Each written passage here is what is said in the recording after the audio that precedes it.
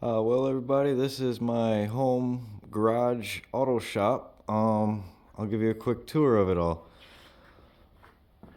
Starting off over here, I got the air compressor, a newer air compressor. I have that plumbed into the barn with PEX, and it actually works pretty good. It goes up there. I go down to a drop to my air hose reel.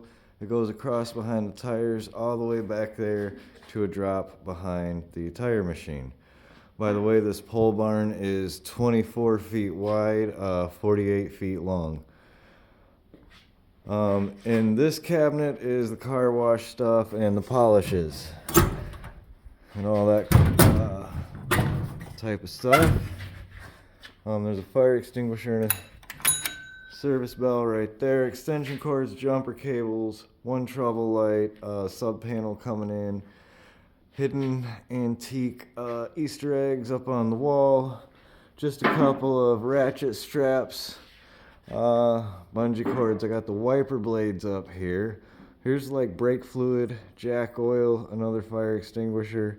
In this cabinet is all consumables like oils, tapes, razor blades, cutoff wheels, roll-lock discs, general consumables for a shop. Here's my air hose reel. Again, that's hooked into my PEX air hose system, 1/2 inch. It's working great. Trash can, dustpan, hardware department. Oh my gosh.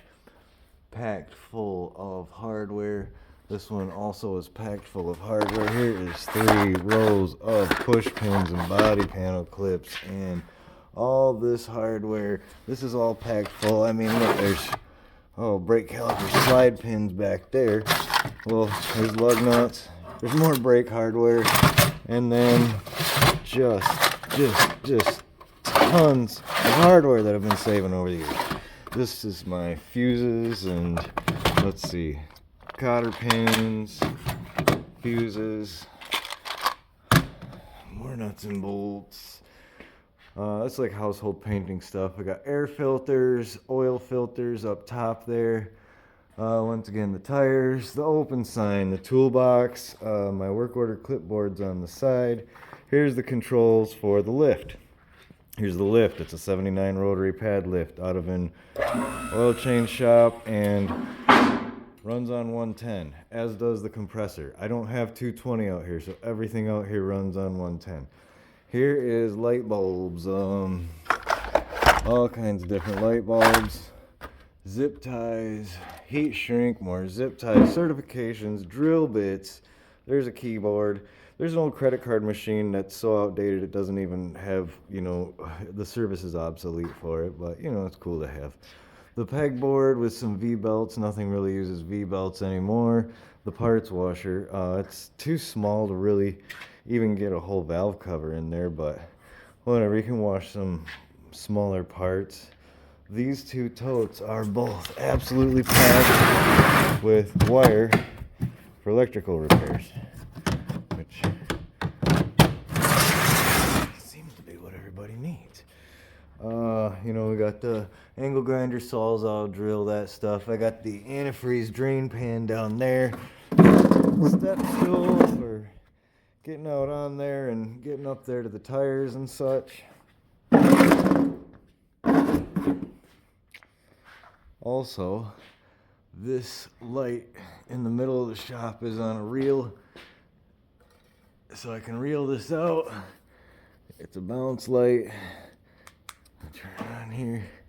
That'll reach all the way out the door into the driveway, so I can use that under hoods in the driveway. Alright, where did I leave off over here? So I got my Brannock strut compressor. I got a bracket on it because I don't have it mounted up all the time, and I just put it in the vise when I use it because it's not like I get used a whole lot. Okay, so there's the strut compressor mounted up, which is where I would use it in service mode. When I use the tire machine, we just slide this bench out here. This is a electric turntable, a 110. It's got the assist arm here for pushing the beads down. That air compressor runs it just fine, And my old air compressor that I used to have, which is this Craftsman over here, which was a beast and I loved it, ran it just fine. She's just getting a little old and tired, so I thought I would upgrade. I thought it would be an upgrade. I think the worn out Craftsman is just about as good as the brand new DeWalt. And I was organizing more hardware and I just needed a break, and so that's why I decided to start making this video. Oh, the car parts. I'm not sure if I went over all the car parts yet, but there is camshafts for 3.6, oil adapter housing for Chrysler 3.6. Oh, there's my bead blaster. Oh my gosh, there is switches, relays, modules, hinges, mirrors, actuators, vacuum pumps, all kinds of solenoids and sensors, you name it. There's airbags, blower motors, bunch of hoses up there. There's even some trim pieces for Chrysler RT body styles. There's, boots, clamps, more BCMs, fuse boxes, all that stuff. This is the other airdrop that comes down going into the tire machine. So when I use the tire machine, plug her in right here. And if I don't use the tire machine, I just unplug it so I don't have to wait for the reservoir to pump all the way up. Miter saw, it's on top of a broken table saw. I love that table saw till it broke. That's just my stand now for the miter saw, and that's on a wheel cart so I can move this thing out. And if I ever get a good spin balancer, that's where the spin balancer is going to end up, right where the miter saw is. And I'll have to move that. Okay, so I got the bench. Oh, we do have some more stuff over here related to automotive. I got the airlines, a couple of like headlight assemblies, stuff like that, some seat padding. This is more hardware. So these bottom three all are full of random nuts and bolts, which is what I'm currently working on, sorting out, getting them all put into that hardware department, which is where I started to lose my mind and decided to make this video. Check this out. Drum brake springs, man. God, if you need one, I don't know why I save it all, but I got it. Anyways, there's that side. We'll go over here. So I showed you my oil. Wait, no, that's the antifreeze drain pan is under there. The oil section is over here. I got my oil drain pan, funnels, fresh oil dispense system. The waste oil goes in these square jugs back here, which seems to work out the best for me. That's the easiest way to turn it in. The antifreeze is in the round jugs with the snap-on lids. We got other fluids. We got coolants. We got transmission fluids. We got wheel bearing grease. The pressure washer. The beautiful Schumacher battery charger. I like that battery charger a lot. Very happy with that because it's not digital and automatic. It just give me the knobs and the timer. That's all I want. And that's what that one has. The little shop vac. I got a bigger shop vac. It's just not out here right now. Oh boy, we got a cleaning cabinet with the broom and dustpan, and I don't know where the squeegee is, and the floor jack and the generator. Let's see if there's anything else shop related that I forgot before I start going into detail here. I think that pretty much covers where and how I work on cars. And now we'll go through and talk a little bit more in depth about everything if you want to stay tuned. Okay, so the air compressor is DeWalt 30-gallon, 175 PSI, and yeah, the tank will get up to 175, but the restrictions over here, it doesn't really give you the full 175 out. But since I plumbed it in with PEX, I got like the blue for the incoming air, and then the red is everything after the shutoff valve. That's the barn. So this first connection is the only male, and the rest of these drops are the coupler side. This first coupler is a bigger, larger type F. I was hoping to get the best flow coming in from the air compressor, but I'm not sure it even matters. It worked out really good, and actually you can get everything for it. You don't have to order anything special to make a PEX air system. You get all this stuff from the hardware store. This is a 1/2-inch shower faucet drop ear. So you got a way to mount it up. And then the adapter here, this is threaded half to quarter reducer. And they have them in brass too, but the black pipe ones are, I mean, a third of the price. So my reducers are all cheaper, even though I got the brass drop ears. And then once you get the actual coupler, you just get one with the male threaded end on it, and it'll thread right into the reducer there. And I went with the heavier type crimp rings that take the big tool, because I already have the tool. And I mean, they're not that bad, and I think that type of connection is a really good connection. But I mean, you got to be able to have room to crimp them down. So like where I built the top drops and where I teed it in, I had to kind of build those sections first and then put them up there and crimp them in, because there was no way I was going to get the tool up in there for some of those connections. So you got to think about it carefully when you assemble it. But honestly, I love it because, I mean, like I said, even the clips that hold it to the wall, anything goes wrong, you can just run to the hardware store and repair your air system. And if you want to tap in, it's real easy to just cut the plastic and add another, T and make another drop somewhere. So I'm very happy with PEX air system.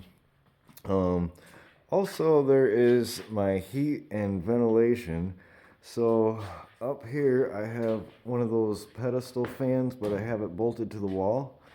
And I also have one way up in the rafters. Let me see if I can see. There it is up there, and that's actually bolted up to a bracket that I made to get that one up there. And they're great for ventilation, especially when I'm cutting on something and it gets real smoky in here, or I'm welding. I can I have a plug way over here.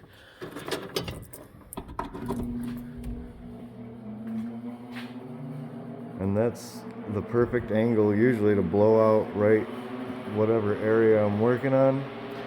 And the thing is, those fan bases take up a lot of floor space. So by bolting those up into the ceiling, I saved so much floor space down here, which I'm really happy about. And then of course I'm in Michigan, so I gotta have heat. So this is my heat system. It's just two salamanders side by side under my workbench, and I've got them wired together with these little pigtails. So I just plug in one cord here, and that'll turn on both my heaters. And then it works really good, and it doesn't take that long to heat up. I'll let those run for about 10 minutes, and once the heat starts building up in the ceiling, I'll turn this fan on, and I can control all 3 speeds on this fan. I actually got the control for that over here. I pull on this cord, and there's low speed right there. And if I pull it one more time, there we go. And now she turns back off. So that's my heat and ventilation out here in the barn. Everything's out of the way. The heater's underneath the workbench, so that's not really in the way. And then the fans are up in the ceiling, so they're not really in the way. For the lift system, like I said, everything out here is 110. This is a really old rotary pad lift system. I can just drive in. I got some 4x4 blocks under here that I use for putting on the pinch welds or where I can hit a good lifting point. And it's a 7,000 pound lift, and it's a low rise, so I don't ever have to worry about, even my van will go all the way up in here, and I don't have to worry about hitting that garage door opener. I do have, tucked back here, some wheels and casters on brackets, and that's actually so I can lift the lift up, and then I can bolt those wheels into particular spots that I have. Like 2 of them will bolt down around these rails up here. Then when I set it down, it ends up on those wheels, and 2 of them are casters, and then I can just hook a strap to it and walk it around the barn and move it to wherever I want. It's not bolted in right now, so that's great. And then the tire machine system, if I ever need to use the arm, I just swing this thing out, but I got this out of a tire shop. They were retiring it and throwing it out, and I snagged it real quick. I rebuilt the thing, stripped it down, built it all back up, and got it working. It was a heck of a project, but it was well worth it. Really honestly though, I've probably only done about a dozen tires out here. This is usually used for flat repairs and TPMS sensors. Oh, speaking of TPMS sensors, low tire lights, let's go over here to my electrical drawer. Maybe someday I'll do a tour of my toolbox. Here's my scan tool. Here is a tire sensor tool. And I got this because the internal lithium battery went bad and it could no longer recharge. So I just wired in some little AAA battery packs here into the inside of it to get the correct voltage, and now I can scan tire sensors, read the IDs, program them. I can write certain brands, program them to the car, relearn and all that. So that's great. This is my fourth toolbox, and boy, my fifth one is at work right now, and my last video was a tour of that toolbox. So I don't know, maybe someday I'll do a tour of this one. There's a lot of neat old stuff in here, a lot of antique tools in there. It's pretty cool. I'm not sure what other systems I have out here that I can talk about that relate to the garage. Bench grinder, I got this. Very, very happy with this Jet brand bench grinder.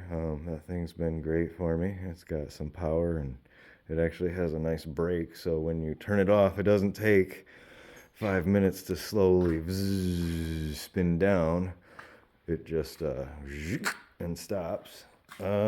Jack stands that I don't even use really. This was my lift before I had a lift. Now this is for like if I need to undo a motor mount, I'll put a jack stand under the motor and then slightly let the lift down to hold some weight on there, and then I can take the motor mounts off. A Craftsman wire welder. I got it set up with flux core right now because I'm not doing any like real major welding stuff, so it doesn't need to be pretty. I'm mostly welding out broken bolts a lot of the times, or welding up an exhaust hanger where you're not even going to see it anyway. So flux core is fine for me. And that air hose reel has been really well. It was on sale for like $15 when I bought it, and it's been kicking for over 20 years, I think, on the original O-rings somehow. I don't know how, but hey, I'm happy with that. So I hope you guys enjoyed this little tour of my at-home auto repair shop. This is where I work on the family and friends' cars, and I used to work on side jobs out here in my younger days, but I got real sick of spreading myself too thin, so I keep it to a select few clients right now.